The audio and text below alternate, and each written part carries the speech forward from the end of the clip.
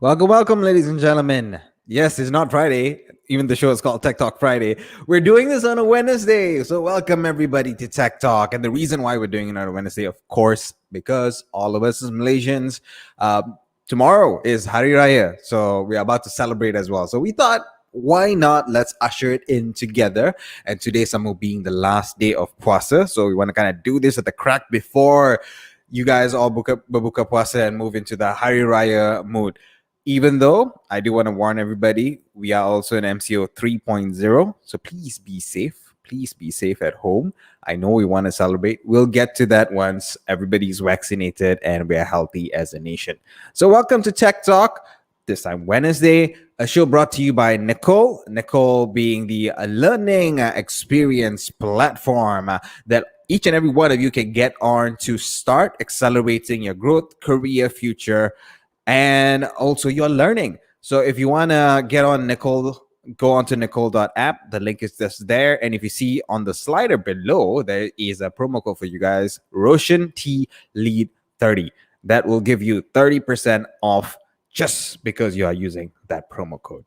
So thank you and for coming down to Tech Talk. It's a show where we talk about tech that is happening here in Malaysia, how it's moving, and how you can be a part of that journey. Remember, you are a part of this show. The comment section is right there wherever you're watching, whether it's Facebook, LinkedIn, or even YouTube. Use those comments to ask questions from us or the guests that you're going to see in a short while. And today's guest, well, one man is a man who is experienced beyond his years, but also crazy for certain reasons. And another man, a lot younger, but he's moving and he's got growth plans. So we're going to talk to both of them in a bit. I'll introduce who they are. But there's one very important man I got to introduce. Every show. He's here. He's always here. He's always here as an equal host with me as well. Ladies and gentlemen, let's bring on Mr. Karamjit Singh from Digital News Asia. Welcome, Mr. Karam, on this Wednesday. Very, very unusual that we're doing on a Wednesday, but it feels still like a good tech talk show. It's the first for everything, right? We've done it on the road where I had to stop at the highway by rest area, right? And then I had monkeys outside the car. Lucky they didn't appear in the background, right? So they also want to get into the tech. It shows our determination to bring you tech talk. Exactly. And speaking about determination, let's take on some pick of the week that you have. You kind of highlighted two. So pick of the week is some news, which is what we think you should really look at on Digital News Asia. All right. So this week's pick of the week, let's start with the first one. This one being the future of Malaysia's startup ecosystem is in building more and better startups. A little obvious, but what's the story about, Karam?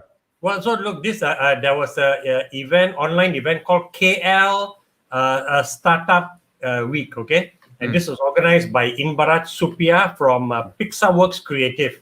Okay. And KL Startup Summit, and it's a late March. And then one of the panels was actually on the future of the Malaysian startup ecosystem. And you had the CEO of Cradle there, Rafiza Ghazali, who, by the way, this month just celebrated her 1-year anniversary. I'm trying to get an interview with her to do a recap of how the year has gone. And hopefully we can bring her on the show also, okay?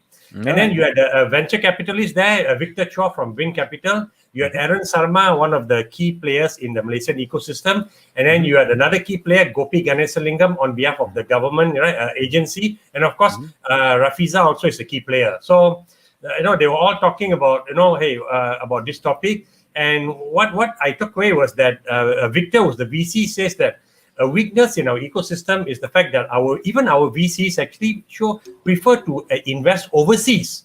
And he said that if any local startup ecosystem, if your own investors don't bet on your own companies, you can never be a strong ecosystem. And he says we need to correct this, right? And government needs to do more to make that happen. That was his contention. And he says, forget about this hunt for unicorns. And then here you have Aaron saying that the target of 5,000 startups but within My Digital is maybe not ambitious enough. Hey, have a bigger target, a stretch target, so that all of us can get excited about achieving it. So he thinks that we need not, because Aaron says that, look, we've got a good clutch of startups in this country, right? So let's encourage more. And because you need the pipeline, right? You start with 5,000, then you come, you start with 5,000, then 4,000, 3,000, 2,000, 1,000, and 50, right? Or whatever. So he said, have that pipeline. And then Rafiza was interesting. She says that she thinks we shouldn't go after the numbers also. And she said that, look, are we going to be creating startups just for the sake of creating them? Is there going to be demand for the services of these startups? Because she says you don't want to create startups that end up bleeding. So I think that was a very brave and honest assessment of her to say that, hey, do we really want to go for such a big number? So she's saying that, she said that it's the ecosystem, and which means our companies, right? Our companies ready to take on the services that startups offer.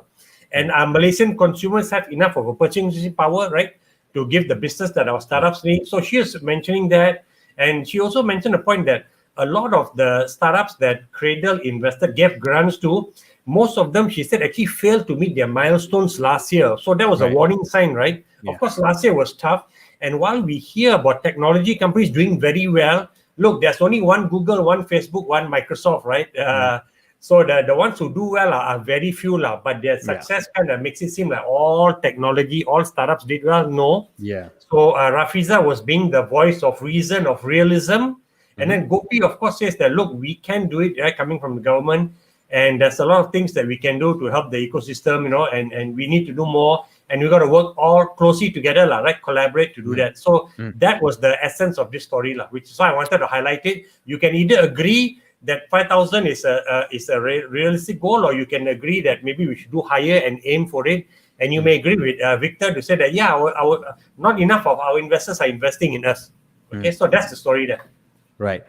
So go ahead to DNA and read that story. We're probably going to talk to one guy and see what's his thoughts on this. He's a startup guy later on in the show. All right. And then we got one more story, maybe a quick one, Karam. This one, actually, I also read the news on a few different platforms, and it's on DNA as well. A news about Softbank. So Softbank Corp invest US $60 million in Axiata's ADA for 23% of the stake. Ooh.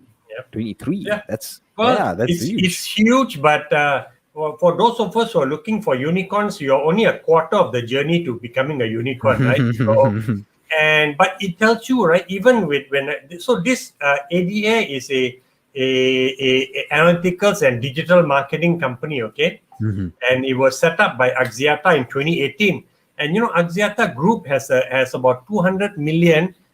Total mobile subscribers. If you talk about the telco, they have a stake in all the various countries. So you've got that big of a customer base, and even then also, this is not the fourth year.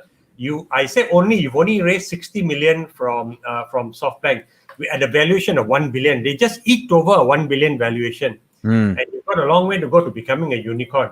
And it just tells you the journey is difficult. But this is a significant story because no Malaysian startup, aside from Grab, right, which of course then long ago and branded themselves Singaporean, but aside from Grab, no Malaysian startup has come close to raising this amount of money. So it is still exciting for the ecosystem. And actually, I will be talking a little bit more about this on Saturday. And I'll do a segue, right? Because Friday, actually, the 14th of May, is the 9th anniversary of DNA. So somehow we've managed to survive, and I've been doing my Bangla for 9 years, okay? And our anniversary on the second day, but not to celebrate the anniversary. We were planning this already, then we realized, hey, it's our anniversary, so we're using that as the hook. On Saturday, we're going to launch a new show, which is actually me and my colleague Zoff, my contributing editor. We're going to pick a few stories, and we're going to talk about those stories, but we're capping it at only 15 minutes. And for those of you who've been following the show for a while, you know how incredibly painful that is going to be for me, where I can talk for 15 minutes on one news item, but we're going to talk about 4, maybe 5 new items. And the idea is to give people a sense or a snapshot of these were the key stories for Malaysia's digital economy. And what's unique also is that we're not going to pick DNA stories only, because it'll be very arrogant of us to think that only the stories on DNA are the ones that are worthwhile, right? Maybe The Edge, or maybe Soya, or maybe Amans, or somebody else, right, wrote a good story. We will comment on those stories. Why is it significant? Of course, because we are quite seasoned, so we're able to give our opinions on those stories also. So that's what's going to happen. Just me and Zoff, no guests. Sorry, those of you who are to be guests, you're going to line up for Tech Talk Friday, okay? The guests will appear on this show. Right, So that right. would just be us two journalists giving our sense, so that, and it's going to appear on Friday evening or Friday night. We'll share it. Right, right. Okay, so ensure you check that out Friday evening or Friday night. Yeah. A new show, a 15-minute roundup of Yeah, man. Malaysian tech news from Exactly. Karamjit and And the Soft as title, well. sorry, I forgot. The title is Nadi Digital Economy Malaysia this week. So we didn't want to use all English words, right? So Nadi is the word pulse, right? It means pulse. So it's really the pulse of Malaysia's digital economy this week. Right. Okay. I will remember that soon. I will remember that soon. Branding, macam branding. Monday, Okay. Nadi Digital Economy Malaysia this week. All right. So, and make sure you catch that show, which is going to be premiering this Saturday. But now we got to get into the main story. And before we get into the main story, critical thing, use the comments area, guys. If you have a thought you want to share, or if you feel that you want to ask a question to the guests that we're going to bring up in a short bit, make sure you use the comment area. There's already one comment there, though I'm not going to ask our producer to put it up because it's he himself, because he thought that we're going to wear something interesting and something special because it's Hari Raya Eve. Sorry, we didn't get the memo. So we are dressed as normal. So let's get to the first story. I could have bought I have a sarong though. I can go and during the commercial break, I'll wear a sarong and come. I'm sure we cannot see the sarong. It's all right. We don't know if you actually did it or not. Anyway, let's get to this. First story. We're actually going to call this guy up. But before that, maybe for our viewers and listeners out there. So if you go onto DNA, you'd see on the corner there's something called Digerati 50. 2020 and 2021. So what this is actually a DNA's series, and I think they are volume 4, right, of 50 influencers who are helping shape the Malaysia's digital economy. Now, the reason why I'm saying this, because the person we're going to bring up is actually one of those who were one of these Digerati 50s in this volume. And he was classified as either the bravest or the craziest Digerati 50 of them all, because he personally invested US 2.34 million into his own business. So, ladies and gentlemen, let's bring him on. Put your hands together, your digital hands together, for Haji Khairuddin Abdul Rahman, Orion and Sirius International Group CEO. Hi, Haji. How are you? Hi, Nigesh and Mr. Karamji. Thanks to Tech Talk for bringing me today. No problem. Yeah, so let me just set the stage first, Haji Khairuddin. So look, I've known, I would slip into Khairuddin because I've known him since year 2000. Sure. And he's actually a financial guy. He's an trained accountant.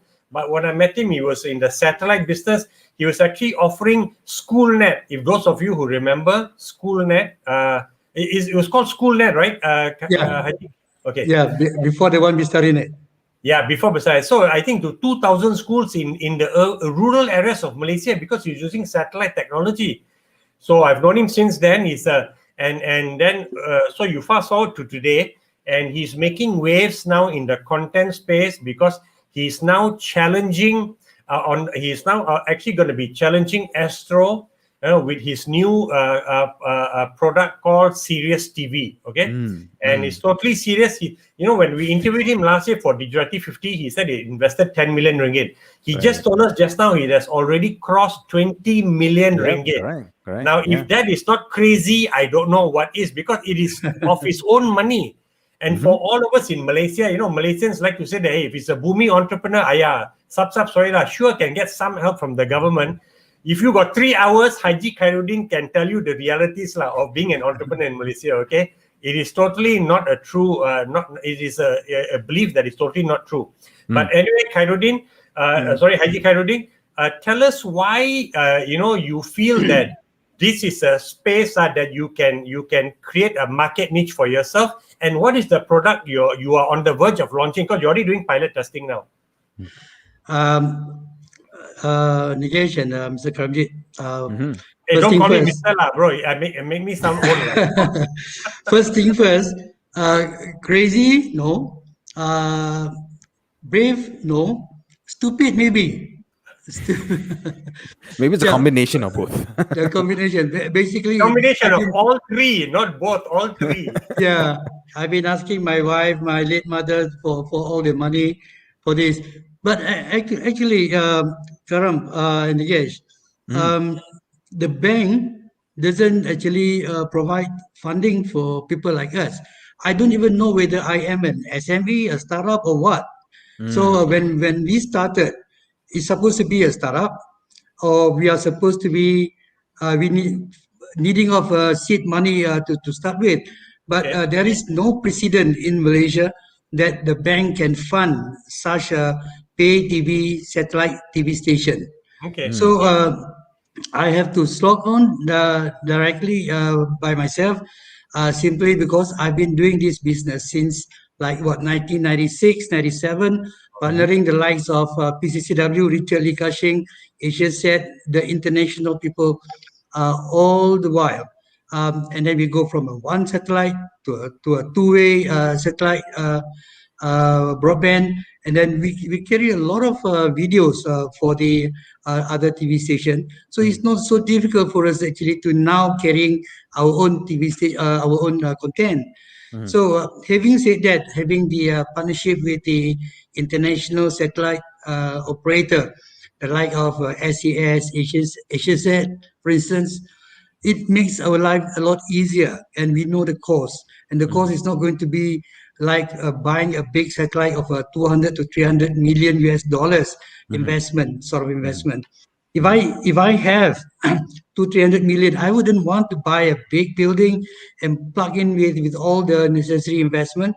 It doesn't make sense actually.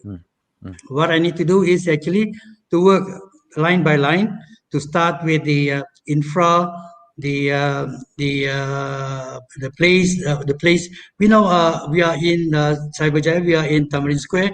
We now have about 4 units of the building. It's a matter of time when we will be using our own building later on. We Wow. lease, we go on the OPEX modes. We lease almost everything. We only buy certain equipment that is necessary. The Necessary. rest we lease. So for us, actually, we don't need to spend 100 million, as they say, to start a TV station. You need at the minimum of 100 million.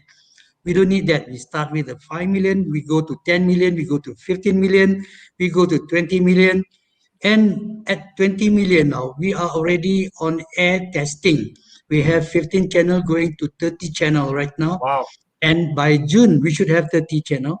And our business case is such that because everything is all on the OPEX, we lease and we share the content. For instance, on the cost per subscriber basis, on the subscription, we don't even charge the subscription in the first year, simply because we are making money from 7 other revenue stream.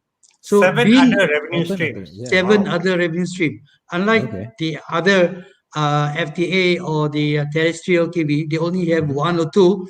As a pay TV, we have something like 7 to 8 revenue stream. So we can just forego one and go for the other 6 or 7.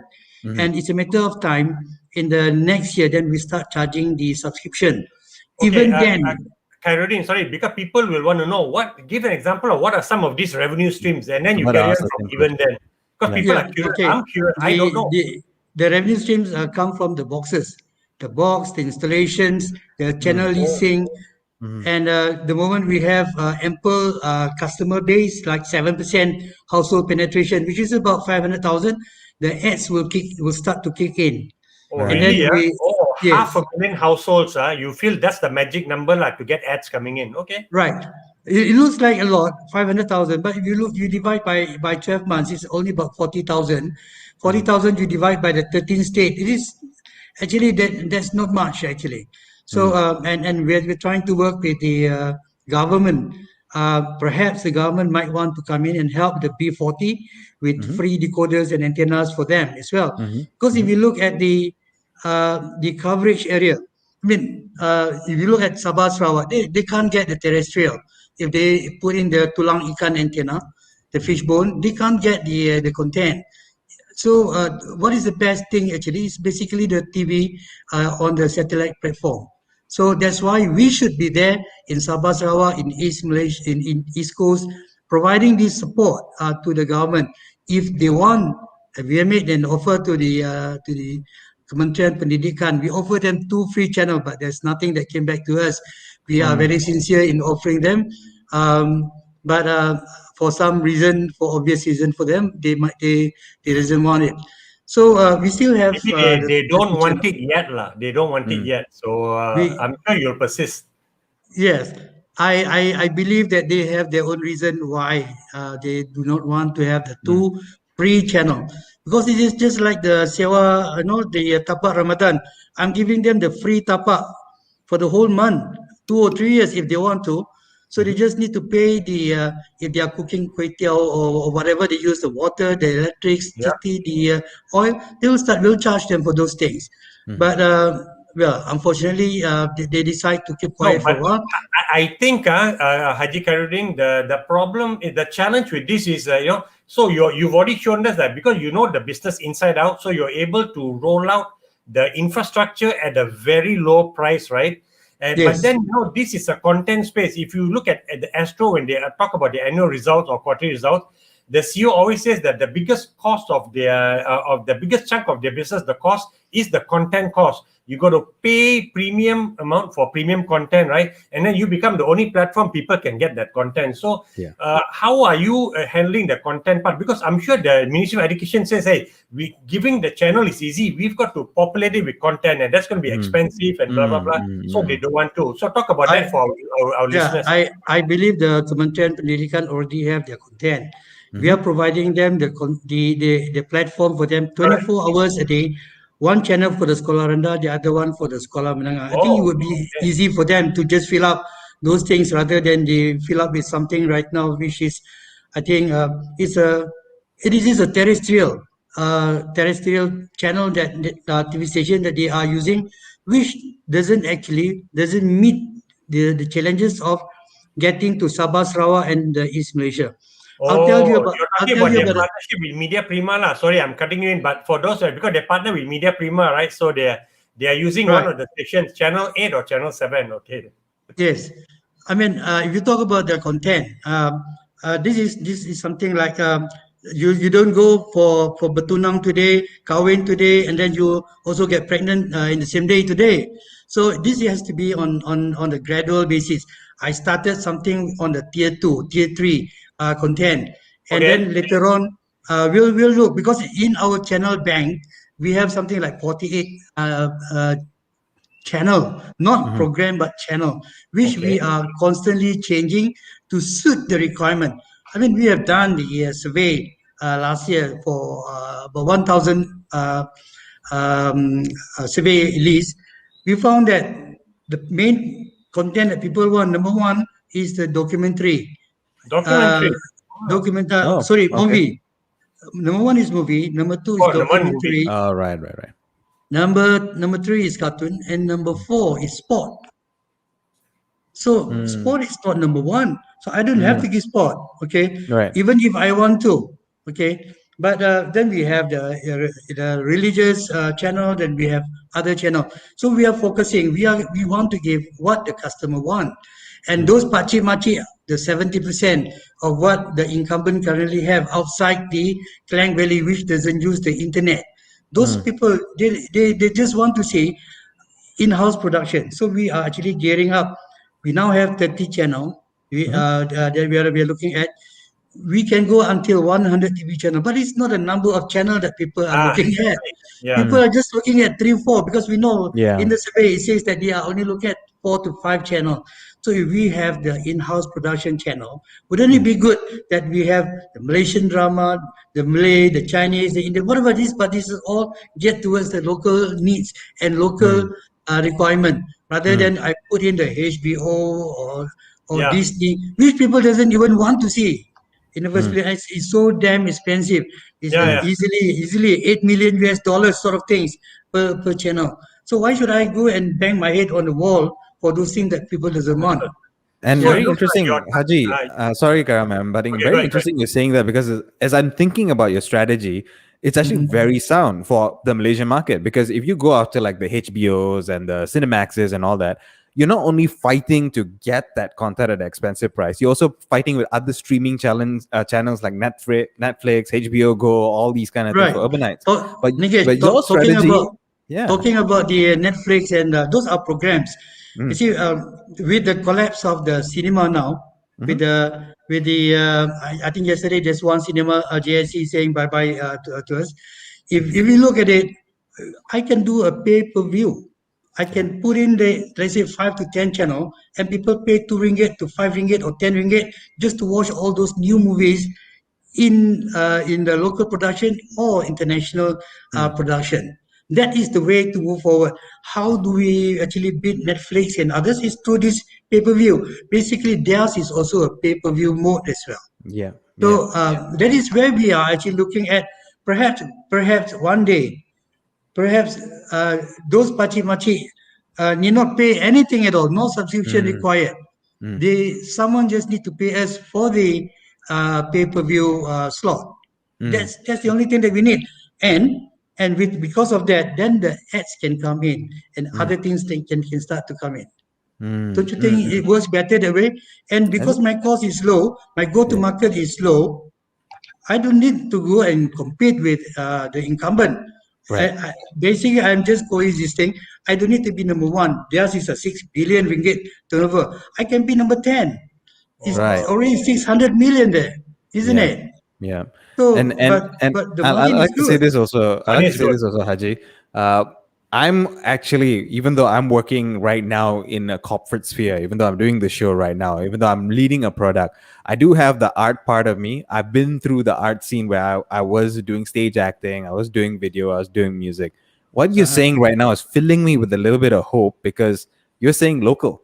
You're saying Yes. local opportunities, local content. So it means that everybody locally here who is producing all this content now, hopefully, like you said, even if it's 10, even that 600 million market, that would mean there's a space they can put their content for everybody to view. That's a little hope that I'm feeling right now. Yeah. But Yes. doesn't I mean, Astro already spend so much, Haji? Astro spends so much on local content, which is very popular. So are you able to compete? And I'm glad you want to, but the cost is going to be, I think, at a certain level to produce a very good quality, a local show, right?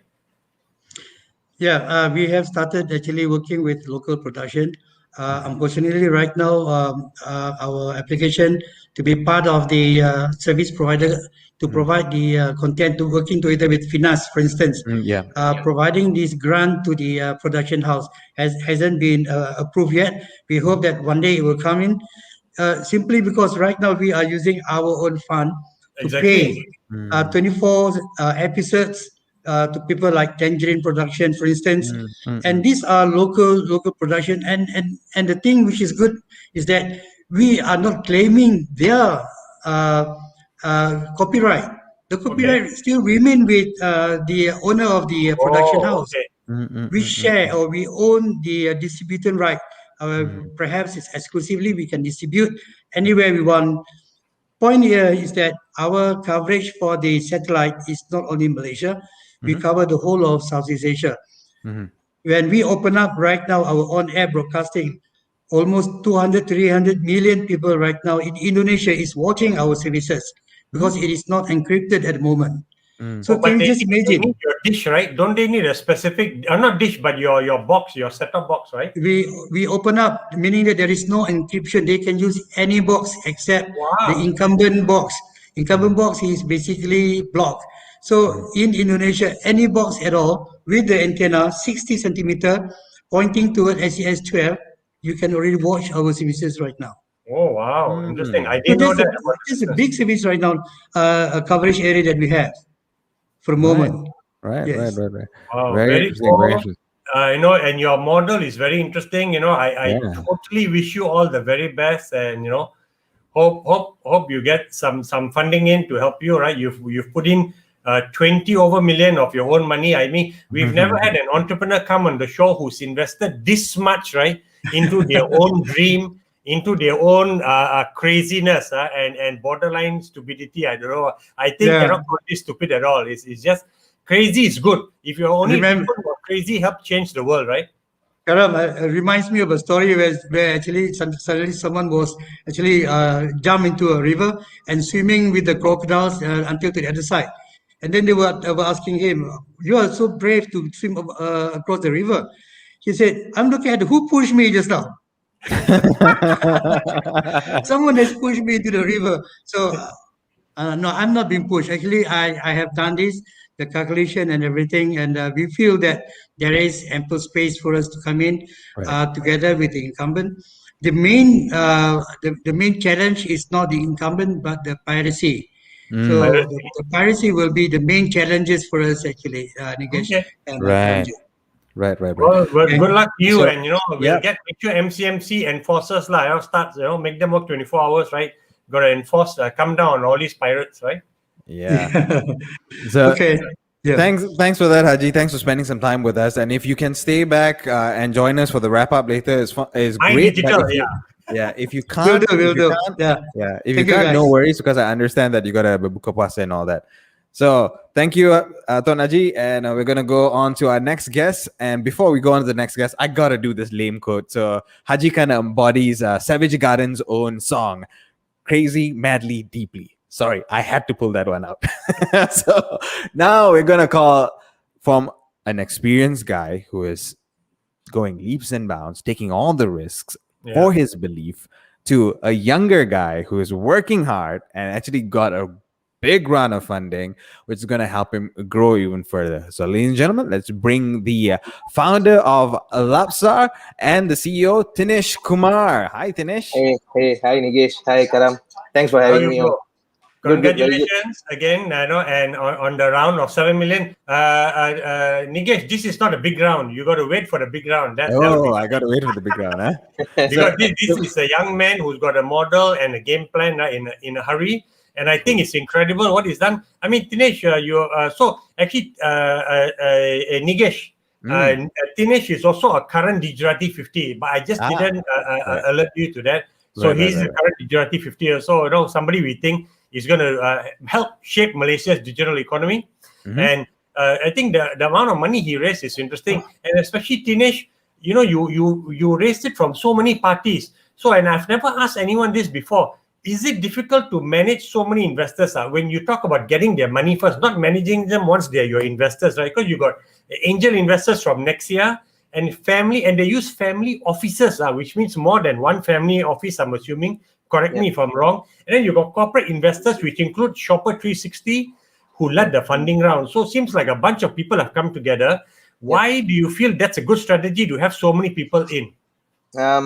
So first of all, thank you for listing me on Gujarati 50. It's always it's an honor. Thank you so much for that.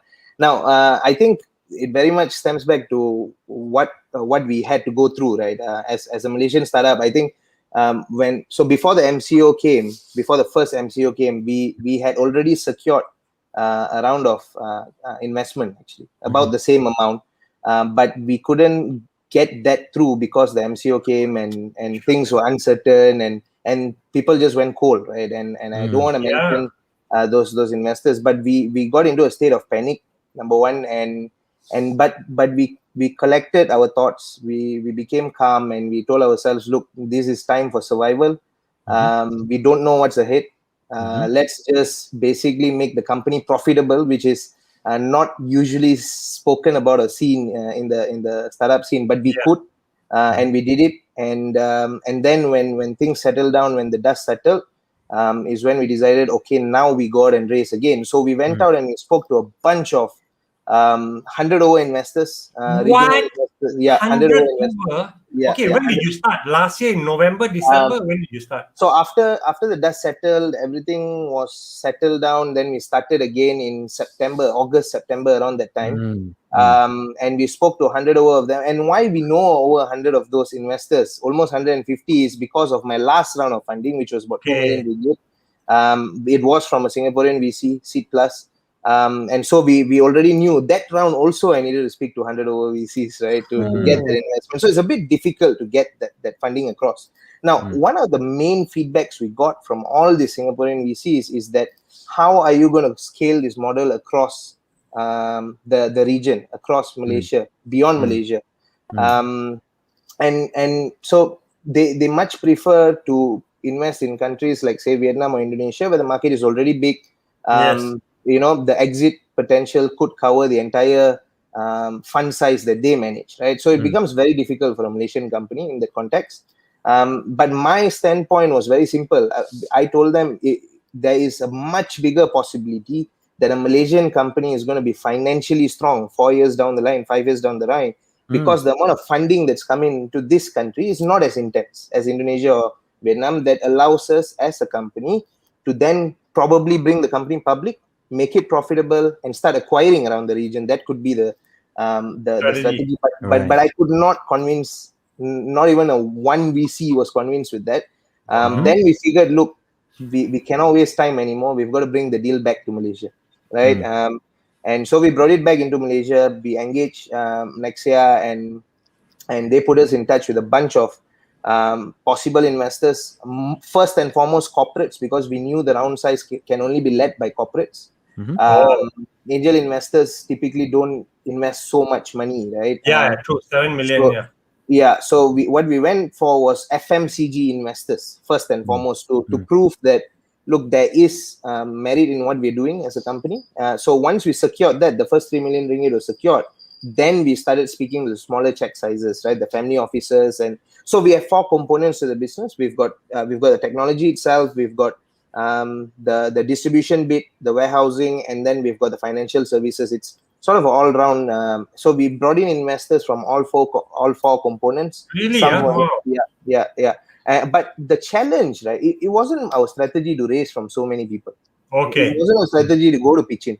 It was, we were pushed to this situation, right, where we needed to bring it back, and there were people willing to fund us, and I think they needed to really understand what we are doing, buy into what we are doing, and so and we got people together, and it was a lot of work to align all these parties. That's very, very difficult to do, especially if you're dealing with this lawyer and that lawyer, and different lawyers are involved, and it's very, very difficult to do, but we got it across the finish line, and I'm just very, very thankful that we have this opportunity to grow over the next and I'm so totally impressed that you managed to retain all your hair, although it's much crucial now, right? Dealing with all these fellas, you can imagine the legal documents, right? Each person sending you their 100-page document and all that, right? And you're looking for the single sentence, they say, hey, this booby trap, man, hey, what is this? So, but on the bright side, right, we are basically ready for next round of funds for the amount of due diligence they have done on us, right? Right. So that's the bright side. That's the bright side. Good. So who is this?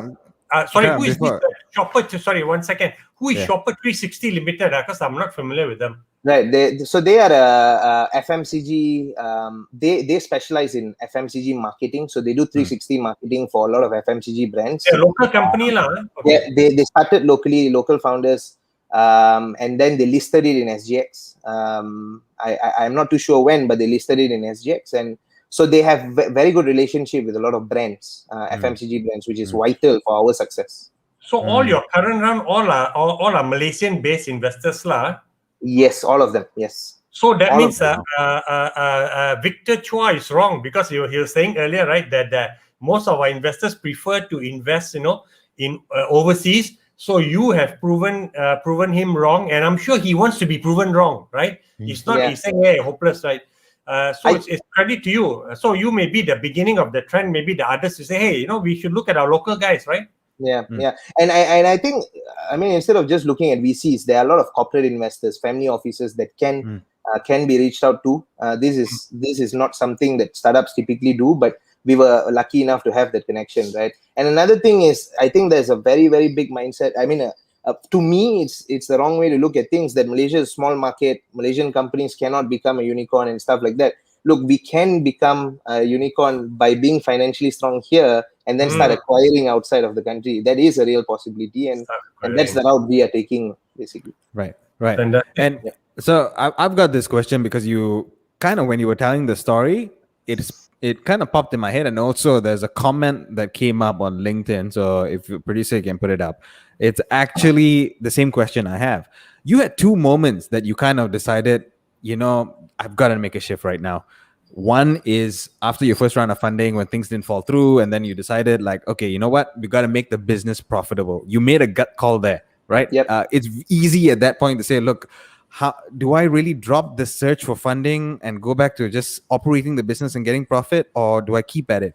And then you had the second one where you were trying to find funding in Singapore, but that wasn't working. And then you made another call again and said that let's bring it back home. Let's bring it back home. So how did you make those choices? Why did you make those choices at that point in time? Like, what drove you? Like, what informed you to make those choices? The first one was purely instinct. I think it very much stems, gut call. Gut, right? Because my background was not in startups. I'm not a tech guy. I don't know this industry. When I first came into it in 2017, I started off trading medical devices. And in that business, there was no such thing as funding. There was no such thing as stuff like that, right? If you sell enough, you're going to survive. Otherwise, you're going to have to get money from your family, which is the ultimate shame for all of us, right? Growing up. So we needed to make profits, and that was my background. And when this hit, instinct kicked in, where we knew how to make that shift. We knew how to make profits. And so that was purely instinctual, right? But the second one was actually, so I'm a part of this group called Entrepreneurs Program, part of Nexia's program. So there was another entrepreneur there called Bhaskar from Mobi Versa. I don't know if you I know Bhaskar. So he sort of just very casually threw it out there that, look, why are you only looking at VCs, right? There are so many people in Malaysia who can invest that kind of money. All you need to do is convince them of what you want to do, and that the unit economics makes sense, right? So he sort of put that thought in me. And then I just took it and ran with it. So that casual statement sort of changed everything. For us. Right. And what you're saying kind of resounds something that Haji was kind of saying before as well, that push comes to shove, if you want to make something really successful, it's not just chasing after somebody else's money, but using good basic business models to actually ensure that your business is profitable actually convinces a lot of people as well. Yeah, it does. Like for instance, one of the most commonly asked question of us is, how do we make this business profitable? What do we do? How do we make it profitable, right? So one thing that we always follow internally is, if I stop growth today, can I turn a profit on a net level?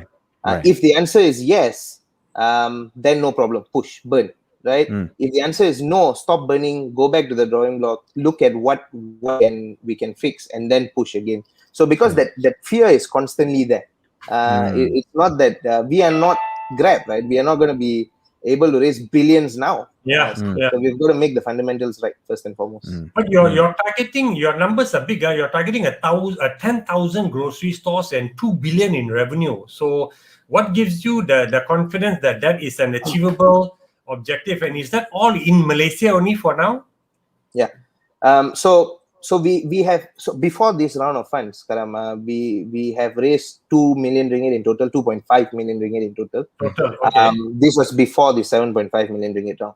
And with that cash, and with about still $500,000 left, we did push the total transacted amount. Our runway right now is above 100 million ringgit a year already. So, and then we know our unit economics, we know our customer acquisition costs, we know our lifetime value. And we know the barrier of entry in terms of what convinces these retailers to come on board, right? We started very, very manually. We did not build technology and go out there. We started with order books. We understood the pain points, and then we built technology, right? So that's when we thought, okay, so we made the calculations, we made our assumptions, we validated those, and then we said, this is the amount of money I need to achieve my first and foremost, my 24-month runway. Runway. What is my target then? Then when I hit that, how much am I going to be able to raise to hit that 2 billion ringgit? So that's how we sort of work backwards. And why 2 billion is because 2 billion ringgit basically puts us or makes us one of the largest FMCG distributors in the country. So yes, it is only in Malaysia. It is possible. The market is big enough. And at 2 billion ringgit, we would also be the first tech-enabled FMCG distribution platform in the country to reach that scale. So that's basically what we're targeting for. Okay. All right. So Karam, let's bring Haji back in because we're already at 6:45 and we need to wrap the show up. So can we have Haji back in? All right. So before Karam asks the question, I know he's got one burning question he wants to ask Haji. I think I'm getting a lot of inspiration of both of y'all, because both of y'all are talking about the Malaysian market in a sense. Really, it's that mindset that a lot of us think that the market is small because we're 30 million people or so, but actually it is a large retentive market that is here, and if we can actually capture that market, there's a lot that we can do. Yeah. Yep. So Karam, you've got a question for And Haji. this is an upper middle income market also, right? Let's not forget, very important. So that negates the 33 million population, and you add the 6 million migrant workers, legal, illegal. It's a market of 40 million. So really, it is a market of 40 million. Okay, but I've got one question, last question for Haji Khairuddin, because and Thinesh, if you want to jump in, fine. But you've got this My Digital plan. I was speaking about it at the earlier thing. What do you think of the? Again, Khairuddin has dropped off first. But Thinesh, you first. Then, what do you think of My Digital, the game plan, and is this something that excites you, or you're concerned about something, or you think, let's go with this and see where it goes? Any particular strong thoughts? The gist of I'm sorry, I'm not too familiar with it, but I know the gist of it is basically they want to cultivate 5,000 startups within the country, right? That is one of the many objectives, yeah. So that is and also encourage funding within the country and stuff like that. So I have certain thoughts in that area. I think they need to make regional VCs also understand that building a strong company here would enable us to be very strong financially and get out of the country eventually. So I think it's a fantastic effort ultimately, because I went through the struggle of raising cash, right? And I think I will continuously go through the struggle as raising more and more, being a Malaysian company with aspirations of going regional. So I have not really gone deep into it. I only know the gist of it, so I only have feelings for things that I have been affected. Of course, yeah. Right. All right, well, hopefully your success your success is Malaysia's digital economy success. So just keep building and looking forward to the next round, like you said, right? All the hard work has been done already. You don't want to lose that because the numbers are still active and relevant, right? You're not old numbers. And push, right? And then this money gives the next round of people more confidence. He's only got to build a war chest. If we double it with our next investment, man, this looks, Lapasar and Thinesh looks like somebody we can bet on, man. Yeah. I think it takes one or two to sort of set the way forward, and then hopefully it follows. Correct. Karam, you were mentioning this about a week or two ago, right? It takes one or two just to kickstart the train, and then you start this whole snowball effect, everything that's happening. But he must stay in Malaysia. Don't let the next round get 20 million Sing dollars, and then suddenly, I'm a Singapore startup. TikTok will come after you, bro. We'll come after you. You'll see one Punjabi guy chasing after you. I've got very strong sentiments. All right, Karam, you had the question from Haji. Look, whoever gives you the money, you got to take it, right? So as much as we love Malaysia, right, whatever, but if the money comes from somewhere, they're showing you the confidence, and they say, by the way, one condition is you got to be branded as X country. I'm not going to tell you to say no. If you come to me and say, Karam, what do you think? I'll say go for it, right? Take it. Anyway, with that aside, Haji Khairuddin, My Digital, the Malaysia Digital Economy Master Plan. What do you think of it?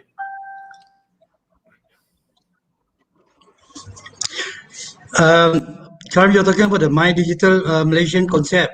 To me, is how do we actually bring the data to the people? We are talking about the platform here, and my thoughts on it is that people are only looking at the cellular coverage without thinking that the cellular coverage, they thought that cellular coverage bring in the data coverage.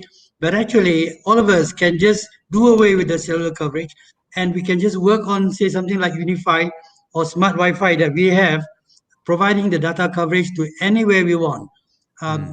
With the platform, then we can work on the digitalization or the processes for the digital. Without the infra, because you're using satellite, right, to deliver data, yes, correct? Okay. Right. So the infrastructure, you're saying that instead of spending so much on 5G, right, in close to 10 billion, hey, satellite is already there. The infrastructure is there. You just send a bird up, or you lease capacity from a bird, shoot it down, right, and people have the end device, and voila. True, Karam. Just imagine that right now you go anywhere, and then I provide the VSAT, the satellite system plus the AP Wi-Fi, and the whole of 300 to 400 meter in that community, you are able to get the data without the need for the tower, without the need Towers, of yeah. cellular coverage. There's no need for all those things, and you need to put all the switches. For this data, you don't need to have those things, and it's a lot cheaper to do that. And you just pay on the volume or on the monthly basis. That's it. I mean, go towards what you really need. You need data. We provide the data to you. No hanky panky, nothing else about that. Wow, so you see, Haji Khairuddin, the smart entrepreneur, the accountant. So I say, well, my digital, he swing it to the area like Thinesh says, where it concerns me. He's an infrastructure guy. Hey, I can do data cheaper. So government of Malaysia, if you're listening, you got to go and sit down and talk to Sirius, okay? Because they are serious about what they're doing. Okay, with that, I guess closing, I'll let you close the show now, Nigesh. But thank you for your thoughts, Haji Khairuddin. And all right, so Thinesh. go ahead. Thank you. So Thank I have to say, a theme of this show is there's a lot of possibilities within Malaysia itself. You're willing to really take the effort, and actually from the both, get back to basics. You know, if you want to get something done, get back to basics first, master that, ensure that happens, then you can start building all the fluff on top of it. So, ladies and gentlemen, that is Tech Talk this Wednesday, and I know we're leaving everybody now to start celebrating safely at home. So first and foremost, I want to inform everybody that as we go into the celebration, do remember, stay safe, please. We are on MCO. We want to ensure that we bring that curve back down so that we can go back out a little bit safely. For those of y'all who are also going through your schedules to get your vaccination, stay safe as well. Thinesh just got his vaccination today, actually, and he's fine. He's completely fine. He's just walking around great. Yeah, I feel fine so far. Yeah. So I want to say this. I think this is from Karam and myself, also Haji and Thinesh, to everybody out there who's watching or listening to Tech Talk right now. Salam berbuka puasa for the last time in this year, and also Selamat Hari Raya Aidil Fitri to everybody out there who's listening. Have a very good, safe celebration with your close family members. Soon enough, we'll be able to celebrate with everybody here in Malaysia. Take care, everybody. This is from us here at Tech Talk Wednesday.